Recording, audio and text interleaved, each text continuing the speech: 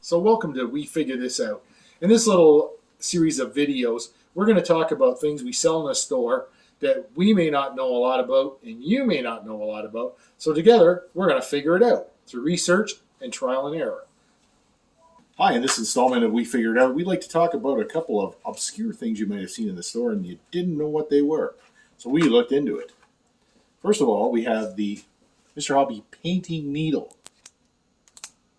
So as you can see, it's a package of very pointy, needle-like steel objects.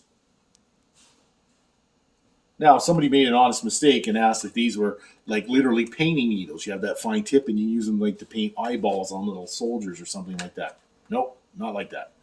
This literally is a sharp needle that you would stick into the bottom of a small part, and then you would stand it in whatever corrugated material or foam or whatever you use when you're using your airbrush or spray painting.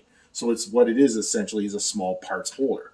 But instead of being a clamp or something, like some really small parts can't allow you to put a clamp on it, you can stick this in where you would see it. Or say there's a hole or a placement hole for a fit of a molly. You could put this inside that hole because it's tapered. So it goes from very fine to, quite wide. That would probably do a press fit into that part, thereby holding it so that you can airbrush it or do what you need to do. So that's the steel painting needles that we have. And then often from various brands, just about every company, this one, particular one's MIG, Mr. Hobby makes some, just about everybody does. They're metal steel balls, ball bearings in effect. So you see a box of these sitting around, in this case $6.49, and you think, oh, what do you got ball bearings for? You put these in your paints. So it doesn't matter what brand you buy. I find they're particularly effective in, those eyedropper bottles because they tend to separate and take a lot of work to get going, and they're not as easy to shake and whatnot or put in a paint mixer.